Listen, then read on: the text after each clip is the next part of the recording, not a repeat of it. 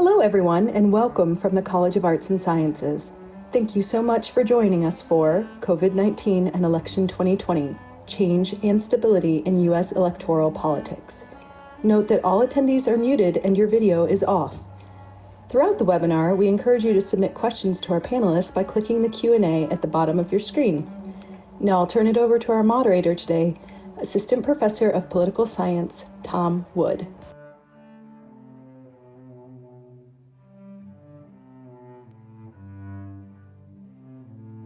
Hi, welcome to COVID-19 and Election 2020, Change and Stability in U.S. Electoral Politics. Our webinar today will be arranged by the Political Science Department of Ohio State. My name is Thomas Wood. I'm an assistant professor. I study public opinion and political behavior. I'll be the moderator. It will come as no surprise to anybody here today that we live in an unprecedented political moment. Is recent electoral history capable of providing guidance for Americans' voting behavior come November?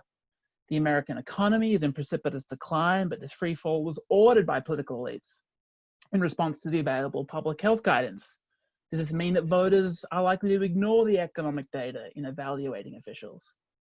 Moreover, the dominant approach that political science uses in predicting US elections has been through making statistical models from economic data. The current economic data are so wildly outside historical norms that it might undermine these models' guidance. Finally, we're still seeing long-term historical trends, heightened polarization, increased power of partisanship, at the same time weakened political parties at the national level. A simple example will suffice to encapsulate this moment. While Americans live under state-ordered social distancing rules, 21 million people were previously employed and now unemployed. Over 80,000 Americans have succumbed to the virus. And yet the best available survey data reveals there's been no net change in President Trump's approval and really no difference in the fall election polling averages. Addressing these kinds of questions today is a wonderful panel of 4 graduate students here at Ohio State.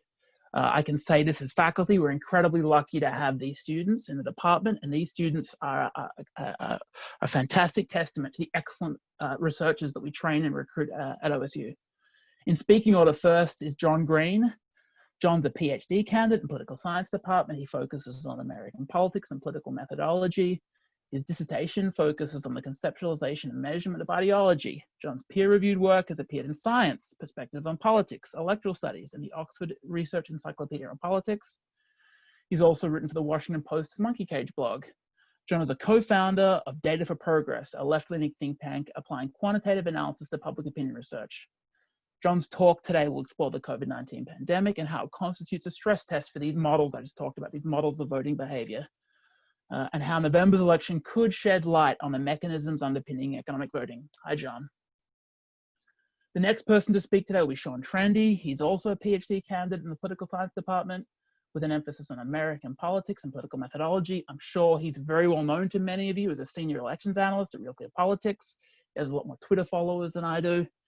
He tracks elections at a federal, state, and local level. His talk today will focus on trends in President Trump's job approval and the prospects for the 2020 Senate elections. Hey, Sean. Abigail Kielty is a PhD student in the Political Science Department. She studies American politics and political methodology. Abigail's work focuses on information flows and expertise in Congress. She has a specific interest in how members' offices acquire, analyze, and utilize information generated by groups outside of Congress. Her work is supported by the Institute for Democratic Engagement and Accountability, the Center for the Study of the Presidency in Congress, the Ohio State University Fellowship, and the Social and Behavioral Sciences Fellowship. Abigail's talk today will detail Congress's institutional capacity, the issues this deficit has traditionally created, as well as how COVID-19 may change how members of Congress and their staff operate. Hi, Abigail. And finally, Kaitlin McClamrock is a PhD student, also in the Political Science Department, studying comparative political behavior, particularly communication and misinformation.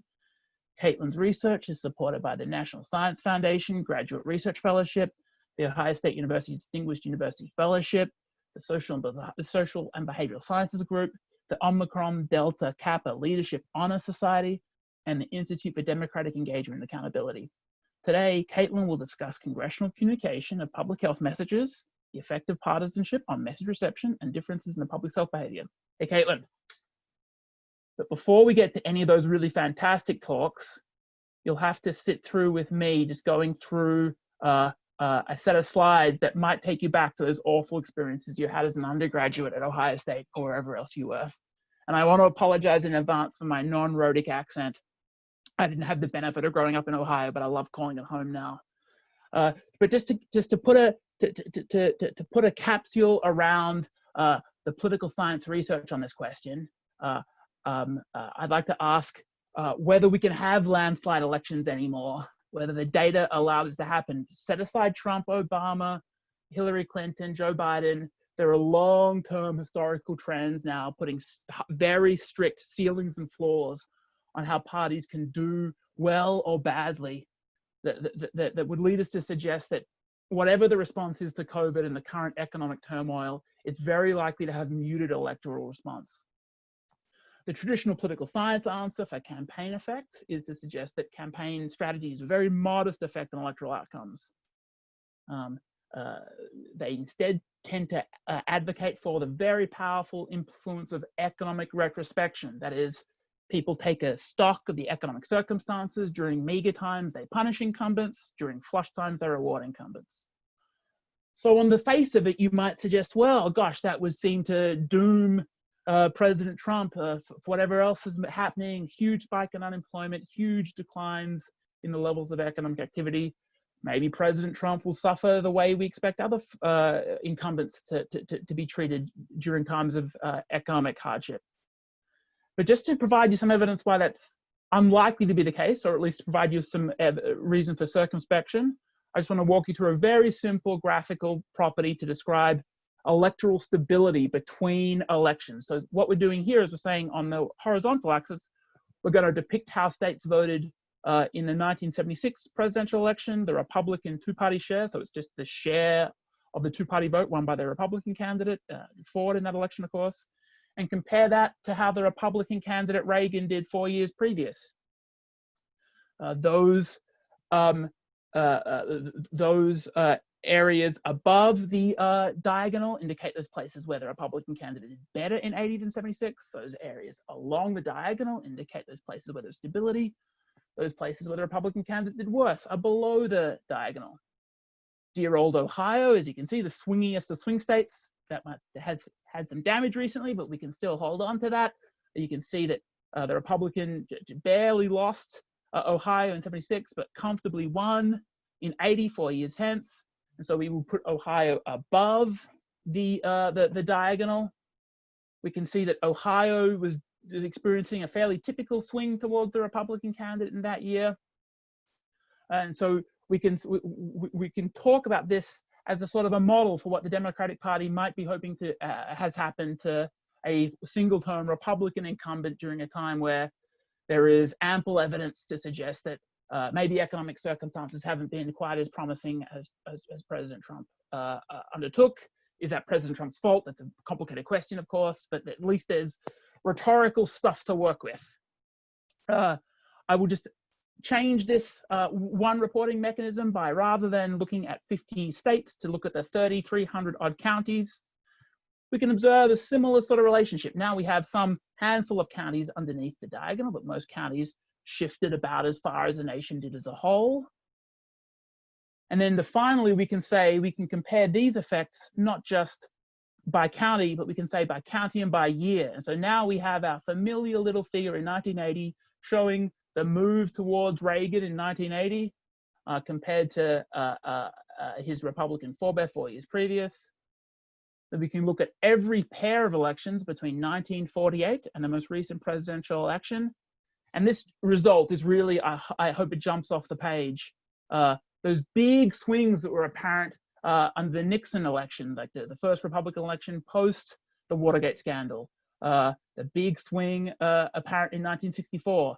Those swings have really been driven out of the American political system when it comes to aggregating county votes.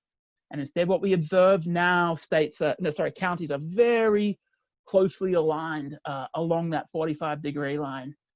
One potentially meaningful indicator is the 2008 results, wherein another Republican incumbent was overseeing the start of a very damaging Great Recession. He was unpopular, of course, because of the longevity of the Iraq War, the seeming mishandling of the Katrina response in New Orleans. But you see that the powers of partisanship are very powerfully constrained the extent to which parties can do better or worse in the modern system. And so political scientists would lead you to conclude that it's been about 3 decades since we've had what would be classed as a landslide election. Now, the reasons for this are numerous. I invite those of you who are in Columbus and of a certain age to come back and audit classes. We have tons of political scientists yammering away at our favorite accounts for this. The nationalization of politics in the media. I'll probably get in trouble for saying this. When Governor DeWine started doing his afternoon sessions, my wife had to admit she'd never heard Mike DeWine's voice before. You know, it's one of those amazing things. A college-educated person paying attention to the news media, consumes almost no local news media, knew what Mike DeWine looked like, had never seen him on TV. Another very powerful trend about American politics over the last 30 or 40 years is partisanship is now very, very strongly related to income, race, religiosity, geography. Those factors used to be cross-cutting people's partisanship. Now people's partisanship very closely predicts their other demographic characteristics. So I would suggest that in totus, these trends would seemingly limit the size of electoral margins. How well Trump might be able to do against a weakened Biden, or how well Biden might be able to do against a weakened Trump. That's all I'm going to say by way of silly little introduction. Next to speak will be Jon Green. To remind you who Jon was, Jon is a PhD candidate. He's the co-founder of Data for Progress, and he'll be talking about the role of the COVID-19 election, the November election, how it could explain how the mechanisms underpinning economic voting work. Jon. Thanks, Tom. So I'm going to share my screen really quick. I'm actually going to be picking up right where Tom left off on the sort of economic fundamentals models that we political scientists like to lean on, particularly in the context of presidential elections, and how COVID-19 could present sort of a really interesting test case for the mechanisms behind these models and the extent to which they work in the modern era. So as a PhD student, as a sort of nascent political scientist, I get asked a lot, who's going to win? Who do you like for the election? And the savvy take that I always fall back on is this sort of James Carville quote that it's the economy stupid. If you tell me how the economy is doing a couple months out from the election, that tends to be a fairly reliable indicator of how the incumbent party is going to do. This is a finding that's been pretty consistent in American politics, in democratic societies across the world, throughout history, that voters tend to punish incumbent parties that are presiding over poor economic times and reward parties that are presiding over good economic conditions. So here, I'm going to take Alan Abramowitz, who's a political scientist at Emory, has a very famous time for change model that says if you can tell me the incumbent's net approval, the quarter to GDP growth, and whether the incumbent party has an incumbent in office or if it's an open seat election, I can tell you the two-party vote share that incumbent party is going to get with pretty good regularity. So I've that equation is on the bottom of this graph. And so I'm just going to plug some numbers in for some hypothetical scenarios for how we might expect Trump to do according to this model. To start, let's say that Trump's net approval on election day is -6. That's about where the Real Clear Politics average that Sean's going to show you in a sec has him. And then you can see that his performance in 2020 could vary wildly depending on what the current economic quarter does in terms of GDP. If by some miracle it flattens out at 0, Trump would be favored to win. If the economy continues to crater as we've slowed down productivity, he would be predicted to lose pretty solidly. And if we zoom this out and say that Trump's approval is -10, he is leaning even harder on the economic sort of fundament, like to be pulled up by a miracle GDP turnaround. But as growth continues to slow, he becomes even more of an underdog for re-election. So there are a couple of sort of problems that people have with models like these. And one is that if you think that the presidential election is going to turn on the economy, and you think that net approval matters. Well, what if net approval and economic performance are correlated? You can't just hold approval constant. But as Tom mentioned, it could be that approval is really sticky, that trends in partisan polarization make it such that even as the economy declines, Trump's approval could hang right at that -6, where he's got a really high floor and really low ceiling for how people are going to evaluate him. Another thing is we don't really know how the mechanism for this works. There's some debate over whether this economic punishment is from people losing their jobs directly, or if it's from looking around and seeing that there's bad economic news. And that could matter particularly this year, in that like this economic crisis is really weird, in that we've entered into it sort of intentionally, and it's not clear how much blame people are going to assign to the president for economic conditions that were to a certain extent out of his control.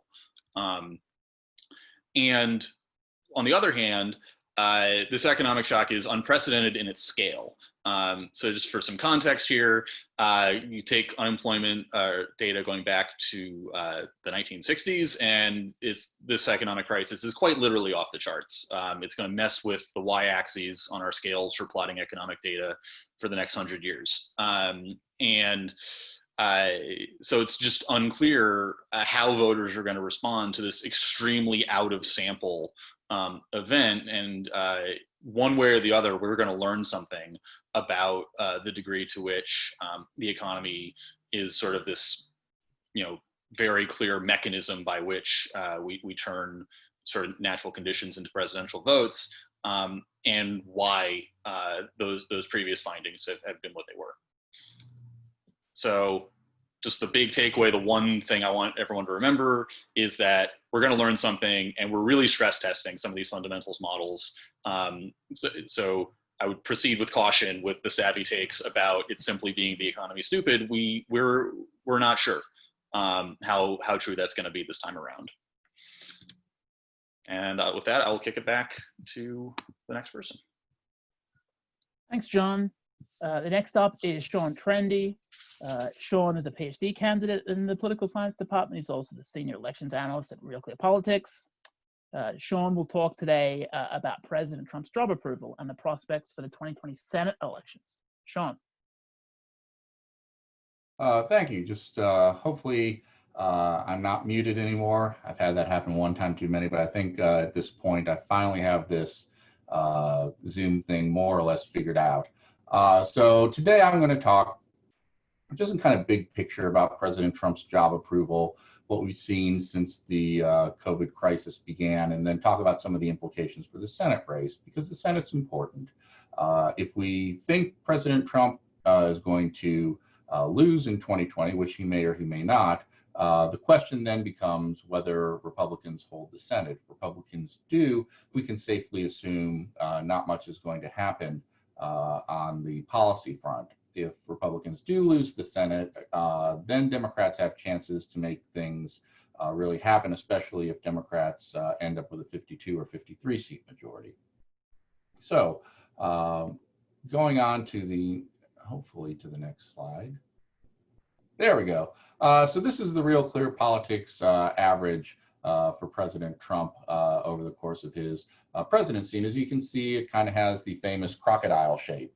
You have the head and then a long snout with lots of teeth in it. And one of the interesting things about it, you'll see that there have been several levels to the president's job approval. If you go back to 2017 and early 2018, his job approval kind of pretty consistently wobbles around 38 to 40%. And then in early 2018, there's a little bit of an uptick, begins wobbling between 42 and 44%. Now, what's interesting, at the beginning of this year, it was actually getting up to where it was wobbling between 46 and 48%. And this was kind of really, I should say 42 and 46%. This was unprecedented for this president who had difficulty, like I said, staying above 44%, but it looked like a new ceiling had been breached. You can see at the beginning of the COVID crisis, there's a little bit of a dip in his job approval, then a sharp spike. And that sharp spike coincides with really the beginning of federal government leadership. and some would say the immediate end of it, where the federal government passed a large stimulus bill. It passed, the president began giving his conferences, and there was a little bit of a rally around the flag effect. You saw him get up to 48% job approval, which would have been more than enough probably for him to be reelected. Since then, however, there's been something of a regression to mean. He's down to 44% job approval as time has worn on. We should still keep that in context. 44% for the 44.5% for Trump a year ago would have been a relatively high job approval. So he hasn't taken on as much water as you might have expected, given the way the GDP is going, given how the death count has gone, and some other things in this presidency. So he is not out. Doesn't look like he's completely in the game, but he's not out of it right now. So what does this mean for the Senate? Oh, and one other thing, you can kind of see a similar effect with his handling of the coronavirus epidemic. There's a rally around the flag effect sometime in late March, and then just kind of a gradual trickling down to the point where now, by almost 12 points, people disapprove of his handling of coronavirus. So what does this mean for the Senate? So what I did, similar to what Jon was talking about earlier, I used a model for the Senate. Now, what I've found over the years is that the economy doesn't seem to work for the Senate in the same way that it works for the presidency. It's really more a function of incumbency, the president's job approval, and then whether a party nominates a Sharon Angle or a Christine O'Donnell, who is still not a witch. And so if you look, I just kind of arbitrarily picked 42.5% for President Trump's job approval, ran the model about 100,000 times. You can see at 42.5% job approval, you can really see where the battle of the Senate shapes up. Republicans almost always win the Alabama Senate seat from Doug Jones. They almost always lose the Colorado Senate seat with Cory Gardner, and Susan Collins the model probably has her in more trouble than she really is, although she does appear to be underwater right now. And then there are a number of kind of 50-50 seats. We have the Arizona seat, the Martha McSally seat, the Tom Tillis seat in North Carolina, and then the 2 Georgia Senate seats. So you would look at this and say, well, Republicans are only down 1 seat. But if you also have 3 or 4 seats that are 50-50, you don't expect, even if it's 51% Republican, you don't expect them to sweep all 4. They'll lose a couple of those. And so 42.5% ends up being kind of the break-even line for when the Republicans really start to have to worry about Senate control. So this is the same model, and what I've done here is just plugged in various levels of Trump's job approval and how many seats the Republicans would gain and lose. So where we were a few weeks ago, where the president was getting up to 48% job approval, we were actually looking at a scenario where Republicans might have held all their Senate seats and picked off the Doug Jones seat and gained a seat, and maybe the Michigan seat comes into play in that scenario. Where he is right now at 44% job approval, we expect the Republicans to lose a couple Senate seats, which would take them down to 51 seats, barely holding on to the chamber. But look what happens below 42.5%. You can see at that point, Republicans start being favored to lose control of the chamber, 3 or 4 seats. Now, this is what we would say in political science. It's a skewed distribution. It's not even. The effect on Republicans being 7% above the break-even mark only gets them a couple seats. But look what happens if President Trump's job approval were to collapse and they were to fall down to around 36. He were to fall down to somewhere in the 30s. Then you start seeing a working Democratic majority in the Senate. Because remember, holding the Senate 50-50 with Vice President whomever as the tiebreaker means that it's really Joe Manchin's Senate, which has quite a different policy implication than if Joe Manchin can be in the minority and Kyrsten Sinema and the 50-50 tiebreaker is someone who's pretty solid, is pretty moderately liberal. So that's really what we're looking at this far out. I would emphasize, it's still May.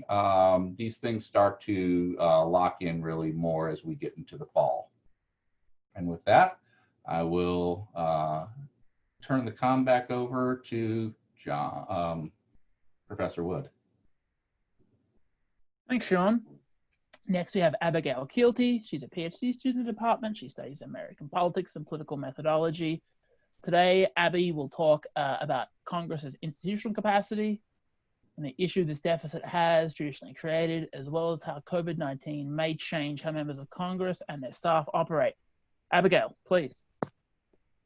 Hi, everyone. Thanks for being here today. As Dr. Wood said, I'm Abby Kielty, and today I'll be talking about how the infrastructure deficit in Congress, especially as it regards congressional staffers, how this infrastructure deficit has shaped how the institution works, and how changing demands on offices in light of COVID-19 may present as a catalyst point for institutional change.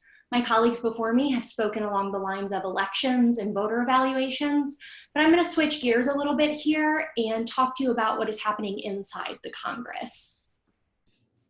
Congressional capacity has been described as the human and physical infrastructure Congress needs to resolve really fundamental public problems through legislating, budgeting, holding hearings, and conducting oversight. However, Congress has a very serious capacity problem. The tasks of Congress have become greater in number and more complex, but the infrastructure of the institution just hasn't grown. Congress is not operating at full capacity, and it hasn't in a really long time. In the mid-90s, the number of legislative and professional staff were reduced, and the Office of Technology Assessment was done away with completely. 2 information workhorses in Congress, the Government Accountability Office and Congressional Research Service, are currently operating at a 20% deficit compared to their operations in the 70s and 80s. But contextualizing this issue helps me remain a little hopeful. I think it creates the space for us to believe that members of Congress and their staffs really want to be effective. They just don't have the tools to do it. In other words, Congress may not be working well because it doesn't have the capacity to work well.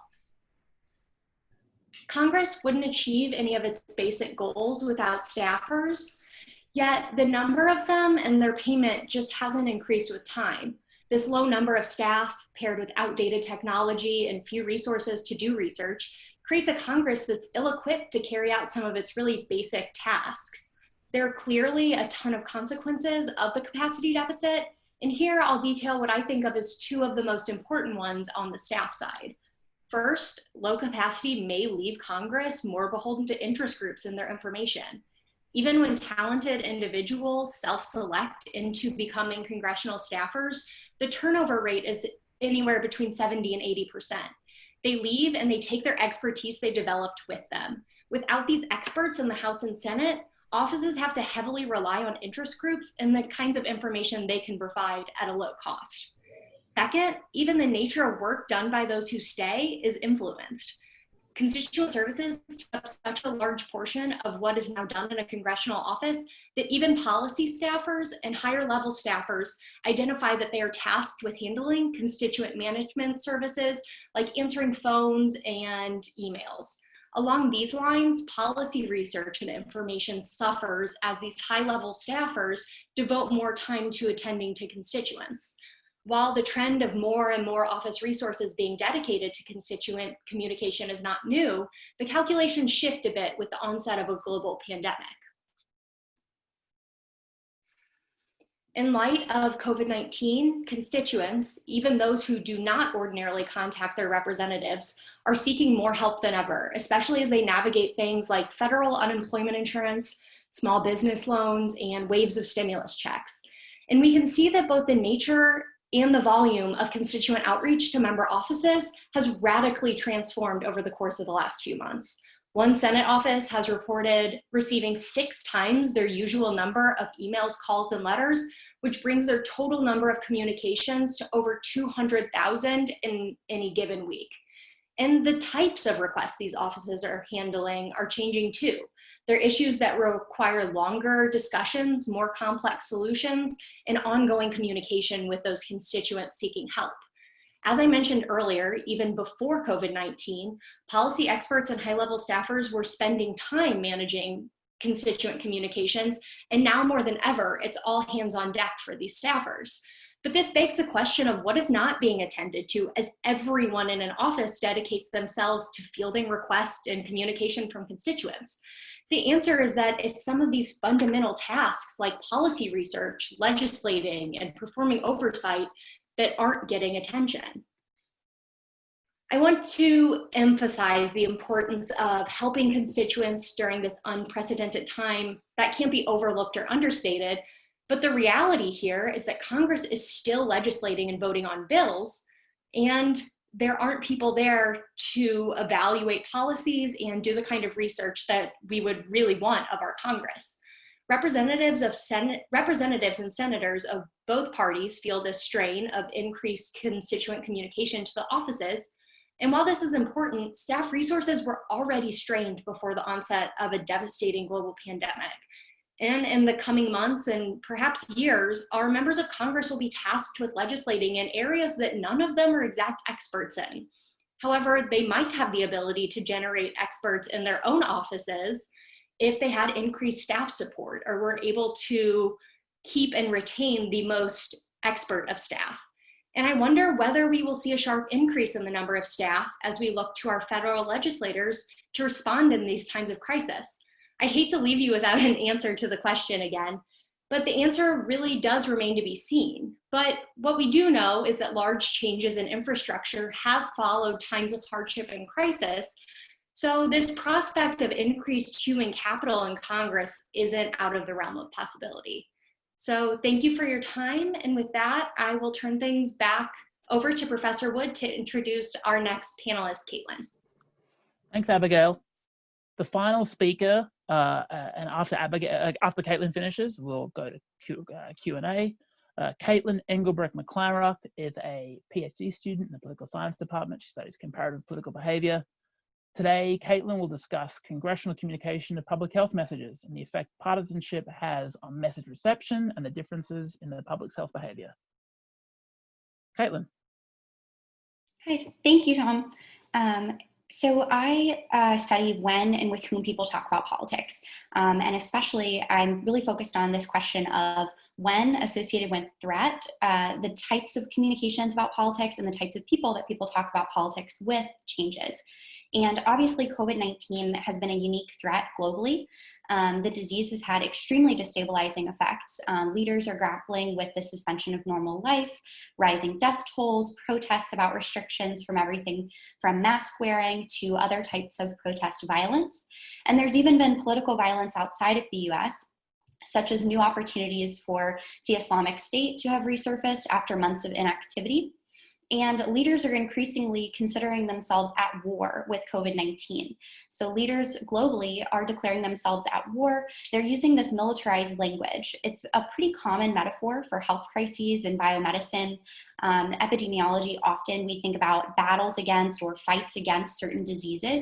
And COVID-19 is no different. We see Macron's invisible enemy. We see Mike Pence visiting his fighters on the front lines when he goes to the Mayo Clinic. But it is interesting in the United States, as Trump considers himself a wartime president and uses a lot of this militarized language. So when we think about economic voter models and we think about the difference between a usual election where we might rely on, as John said, the economy, stupid, here we might think a little bit more about whether we're at war. So what it might mean that Trump considers himself to be a wartime president also relies on how the American public sees this issue and communicates about this issue. So by conjuring this image of himself as a wartime president, Trump might be hoping to cash in on the preference not to change presidents while the American public is at war. And there's certainly partisan differences in terms of how the American public feels threatened by COVID. Right now, almost all Democrats see COVID-19 as a major threat to the whole US population as well as to themselves personally as a healthcare issue. But the only place that we're all united is in seeing COVID-19 as an economic issue. And the people, health directors, members of Congress, governors, and so forth, that are tasked with updating the public about the fight against COVID-19 have received very mixed receptions. So when we think about who the public wants to hear from, so we have in Ohio, we have Amy Acton, and we also have Governor DeWine. And when both speak about the fight against COVID, there are quite different receptions. Similarly, between the governor of Ohio and the governor of Michigan, and different protests, such as in Wisconsin. So this will be more relevant as we get closer to the fall, and we think about how the language that we use to talk about COVID-19 and both the ongoing, because there likely will still be some restrictions on movement and behavior in the fall, so ongoing restrictions, but then also how the country begins to recover and reopen the economy, who will be blamed, who will be looked to, and who the public wants to hear from, and in which ways the public wants to hear about these issues. There are certainly mixed reactions and differences partisanly, but we think that identity likely affects both how we talk about COVID-19 and how that information is both communicated and received. And it's not clear which way we should talk about COVID-19 either. The disease certainly cuts across multiple issues affecting healthcare and childcare, but also the economy, policing, and is being talked about as a war or military issue from people on in both parties. And as women are increasingly elected to Congress, there are also differences associated with who talks about healthcare, the economy, and policing differently. Since the 90s, we've understood gender to affect how voters perceive political competence. So women are seen as capable of holding elected office, but they're seen as more capable at handling women's issues and gender trait related issues, so compassion issues that have to do with women being seen as more competent at handling health and childcare, poverty, and assistance programs for senior citizens, all of which we might consider to be related to COVID-19, where men are seen as more competent than women at handling issues associated with military, the police, the economy, which we also might see as related to COVID-19. So as we see record numbers of women running for Congress this year, we can contrast that with the record numbers of women who were elected to Congress during the midterms in 2018, and it might not be immediately clear which party or which gender of a candidate for Congress might be benefited by different frames of both the recovery and reactions to COVID-19. There's also questions about issue ownership at the party level. So if we think about Sean's forecasting of the Senate elections and how voters perceive Republicans and Democrats at being more or less competent at handling economic versus healthcare issues. This might be an opportunity where advertising and narratives are incredibly important if the Republicans hope to retain control of the Senate and Democrats hope to retain control of the House. The narratives and language used will be incredibly important for both parties, but the narratives will be entirely opposite dependent upon who expects to cash in on voters' preferences at this time. So I'm going to turn it back over to Tom and stop screen sharing, and we'll turn it over to questions and answers now, I believe. Thanks, Kaitlin. Okay, so we've got 22 minutes. So academics, if you've met any of us, we're not the most inclined to brevity. So we'll try to keep these answers as compact as possible so that we can all address as many questions as possible. A ton of questions were submitted before the panel today. I'm also reading the questions that are being provided through the Q&A. So if you're listening and you have a question you want to get addressed, I apologize, we can't get to them all. We have had many questions, but I'll do my best. I guess a place to start, this came up a lot in the pre-ambulatory questions. Folks were wondering about, since the Ohio primary was delayed, what would be the likely response if another outbreak was taking place in November? Would it be constitutional? Would it comply with the state constitution? Would it be feasible to delay the fall election in impacted states? What might be the ways that we can have high participation even in light of the virus threat? We're all political scientists. Have at it. Yeah, we're all political scientists, but Sean's the lawyer.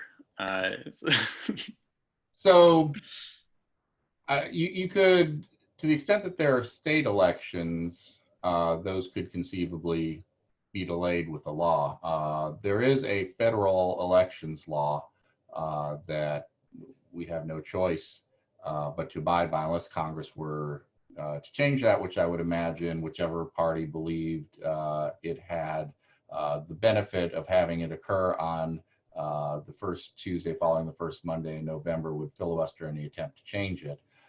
There's also the reality that the inauguration date and I believe the meeting of the Electoral College are laid out in the Constitution. So there are hard deadlines beyond which you can't move things.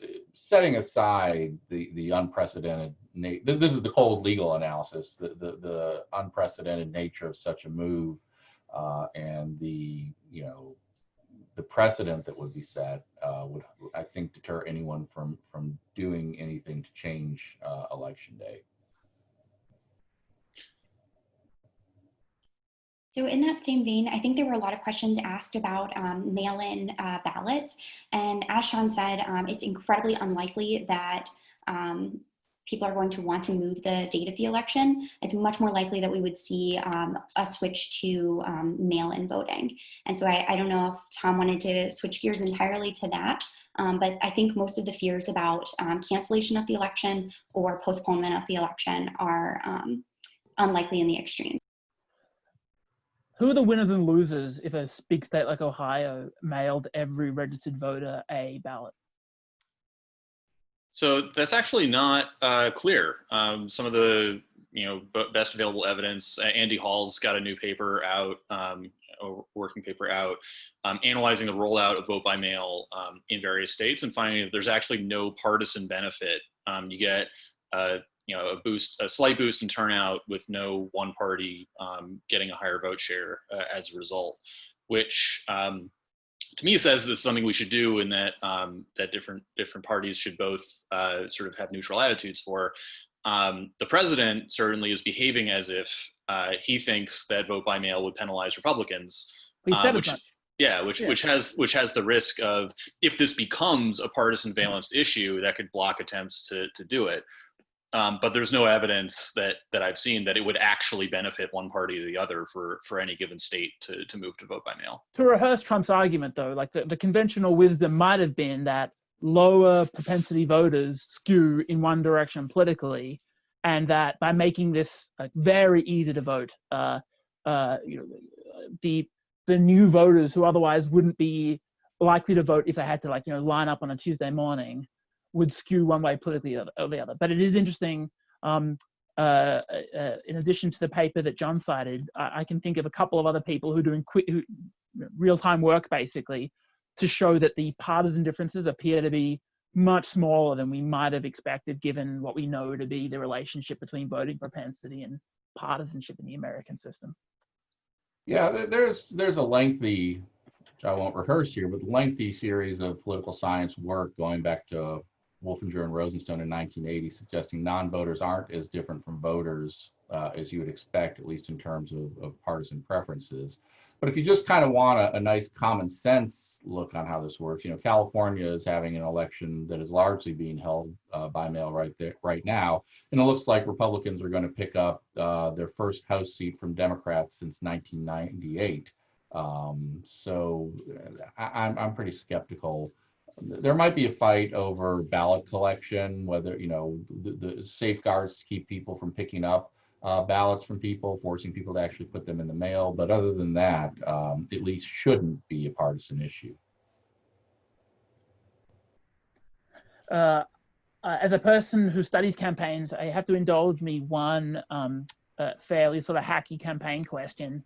Folks asked about the Biden in the basement campaign. It's so strange for a guy to basically be running a US presidential campaign via a chat app. Politically shrewd or politically dangerous? Shrewd.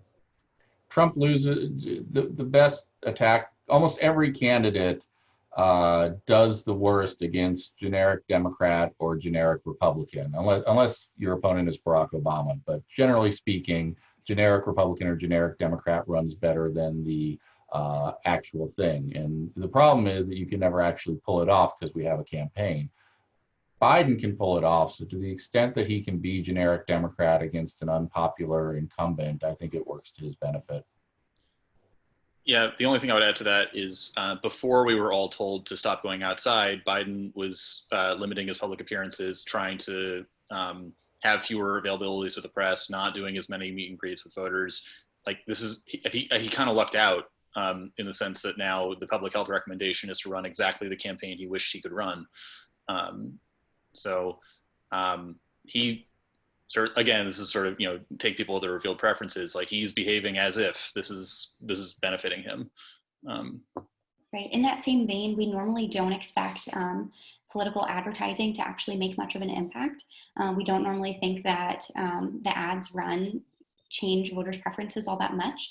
And this could actually be an opportunity where political advertising is newly relevant and salient because there aren't as many public opportunities for comment and appearance and to see somebody's true preferences out in the wild. So seeing the language used, the communication in the political advertising or advertisements is actually potentially going to be relevant in this election for the first time in a while. We're all stuck inside watching Netflix, away from. Anyway. Yes, huge literature on the ad effects, and it is, as Kaitlin describes, the best research to find the role of political advertising in affecting outcomes. The effects are small and fleeting, is the way the political scientists like to describe them. Abigail, a question came for you about your fantastic talk on congressional staffers' capacity. Might we observe an opportunity for institutional reform, all the things that Congress has done in light of the COVID pandemic, their adoption, decades late maybe, of information technology to remove the danger of person-to-person virus spread, the opportunities to bring staff externally who don't live in Washington, D.C. to do this sort of work? Might the silver lining be that some of the concerns raised by your talk, there'll be new technological ways to ameliorate some of those concerns, and Congress might have learned some of these things in the jaws of this crisis? You might be overestimating their ability to learn quickly, but my optimist take is yes, I hope so. I think we have all seen that we can get a lot of work done over Zoom and sitting on our couches. It would be really great. I think it opens new opportunities, like you said, for people who don't live in DC to do some of these constituent management tasks. The only thing I am worried about is that, not worried about, because it's a great thing when people contact their members of Congress, but that people now realize more than ever that their offices are there to help them, and there are people there to help them navigate really hard tasks. But that means more staff resources dedicated to that. And that's already an issue we've been seeing. So I don't know if all the silver linings happen unless you pay staff more and retain them, or if you open up the budget a little bit to get more staffers working, whether that be in DC or remotely. A question that's come up a lot, if anyone's had the experience of teaching political science undergraduates in the wake of the 2016 election, people, like I said, have expressed concern that, well, polling is all bunk now, obviously. Polling was bunk in 16, it's bunk now. There's a shy Trump vote, there's a shy Biden vote. Trump will do way better, Trump will do way worse. Those of you who use survey evidence in your own research, should people walk away from here saying that 16 demonstrated that polls are bunk? I think I'll get fired if I don't answer that one. No. So look, we were wrong in 2016. There's not much doubt about that. There's a couple good reasons for that. And I would say we were wrong in a certain area, which ended up being incredibly important, the upper Midwest. If you look at the national polls, they said Hillary Clinton would win the popular vote by 3 points. She won by 2. If you look at states like Florida and North Carolina, the polling wasn't that bad. There's two things that went on in 2016. The first is people just didn't believe that Michigan and Wisconsin and Pennsylvania were where the action was at, and so they stopped polling. We didn't get good polls of Wisconsin in Minnesota in the closing weeks. The second thing is, in the past, this gets a little in the weeds, but you didn't have to pay attention to whether you got enough whites with and without college degrees, because they voted more or less the same way. This was not the case in 2016. Now you say, Sean, how do we know people learned this? And I would say you look at the 2018 election, where there was no bias to the polling. So pollsters have learned. Doesn't mean that the polls are going to be perfect this time. They were off by a couple points in 2012. They'll probably be off by a couple points in 2020. I don't know which direction. But at the end of the day, I think if President Trump's job approval is at 44%, it's unlikely he's going to be at 49 or 50% of the vote. Yeah, the only thing I would add to that is that I think the question is less like, are the polls good or bad generally, and more like which polls are good or bad. And one of the things that's happened since 2016 is there have been some real advances in how to conduct polls in the modern era. It's really hard to do polling the way that it was traditionally done over the phone, talking to people. In previous, even up to 2008, it was a lot easier, and to do those kind of polls is both expensive and hard in ways that I think a lot of people learned the hard way in 2016. And so you're seeing more use of online polling, more efforts to get people over text on their mobile numbers, more sophisticated statistical techniques to adjust to the population that you should be hitting relative to the answers you got. And all of those things I think are helping improve sort of, again, there's going to be noise, and it would be really weird if you hit the number exactly in any given year. But there are a lot of smart people working on this problem because there are a lot of people with a vested interest in getting the right answer. So I would not put out a blanket statement that if Trump is losing, you should think he's going to win.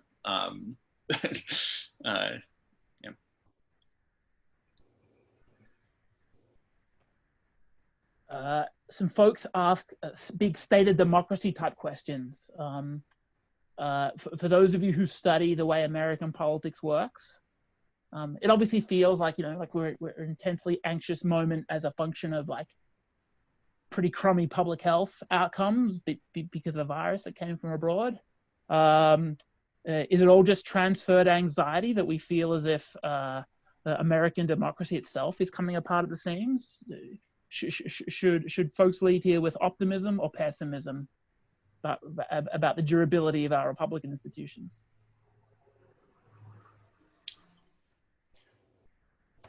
In the 1850s, a senator gave a speech on the floor calling the state of, and you'll excuse my expression, but this is what he said, calling the entire state of South Carolina a whore for the institution of slavery. And in retaliation for this, the people from South Carolina came and beat the senator within an inch of his life with a cane on the Senate floor. I think American declinism is something that is present at every moment in American history. Are there things that seem kind of uniquely disturbing to me, at least right now? Absolutely. But now, look, the 1850s didn't end up so great for the country either. We should just keep in mind that throughout American history there has been concerns about how you keep a giant, diverse, transcontinental empire, which is what we are, together, and we've always managed to make it through. Yeah, so we have the Civil War to look forward to, Sean. That's right. Nothing. Well, so no, I do think there are some encouraging signs. Given the sort of ambient state of polarization, and even polarization, I've got a working paper looking at how members of Congress have polarized and how they talk about the coronavirus pandemic that shows that there are really different frames being presented. But at the end of the day, they got together and passed a really large bill that sent every American money. And did a whole bunch of other things to try to stave off the economic effects of the pandemic. And, we can argue about whether or not it was enough or whether it helped the right people or whatever. But the fact that they got together and passed, I think unanimously or with overwhelming support, an emergency bill suggests that when the stakes are really high and when the chips are down, they can do something. Now, I guess that's a really low bar to clear. But it does suggest that, things are not so broken that they can't address like extremely pressing crises. And some of the other work that we're doing here has been with members of Congress trying to help them conduct online town halls. And there's actually been a lot of interest in having them be bipartisan. So we had one with Senator Gillibrand and John Katko, who's a Republican from New York. And they were able to hold the same audience without fighting each other for 2 hours. So again, these are small wins and low bars, but it does suggest that all is not lost. And if anything, I think we're it's more encouraging seeing people react to the coronavirus crisis, at least in Congress, relative to say 3 months prior. Okay, we've got about 4 minutes left. I asked this question. I realize it's a little unfair given all the hand waving that those of us did at the start of the talk. But if we had to handicap the race now, and in light of the bookmakers putting this at basically an even money split between the two major party presidential candidates, if you want to hedge on predicting the outcome in the fall, what are some things that people should look for to suggest that the race might be breaking one way or the other? Well, Tom, you know better than to trust betting markets. Right. I saw one of the betting markets had the smart money was on the Democrat winning the Electoral College, but Trump winning the presidency. The betting markets are. Well, no. So to get back to how we open this, right? Like the savvy take would be to look at this quarter's economic growth, and if all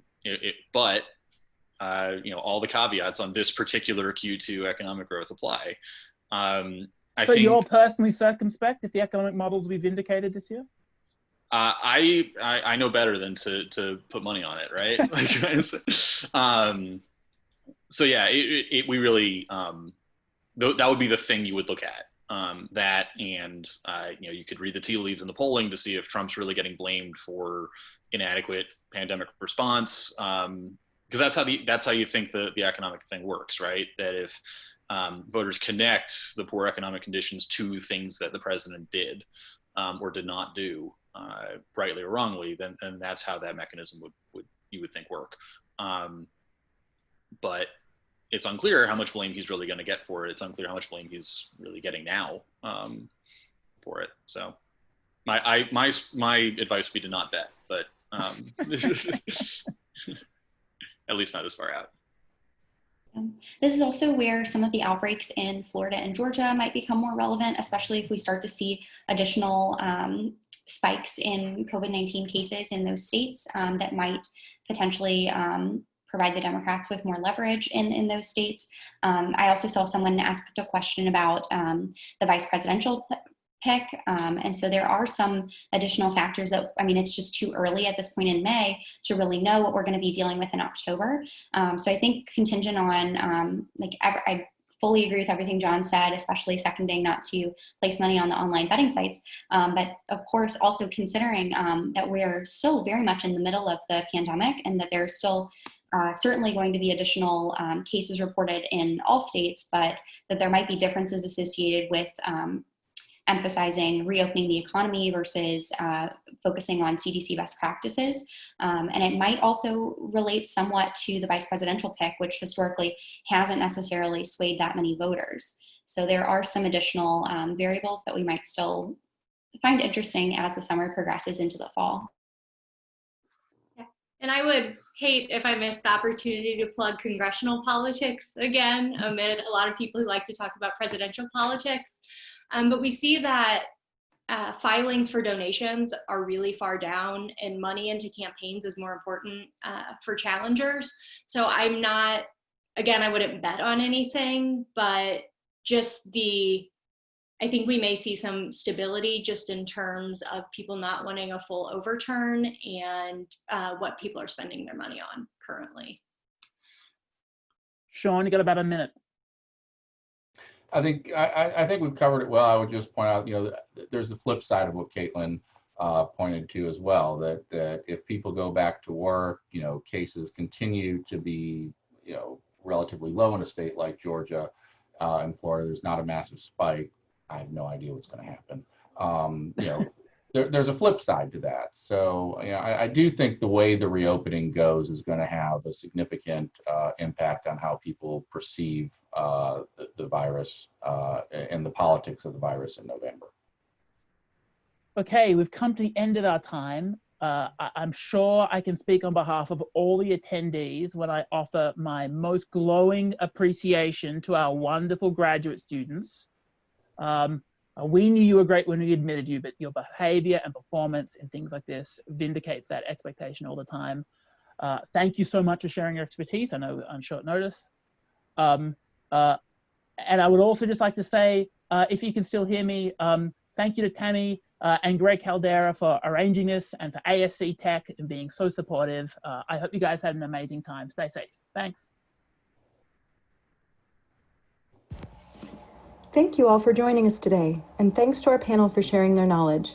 We encourage you to check out upcoming events with the College of Arts and Sciences, including an economics discussion about early effects of the COVID-19 pandemic and policy responses on labor markets on May 27th at 4 p.m. We appreciate you all. Stay safe and go Buckeyes.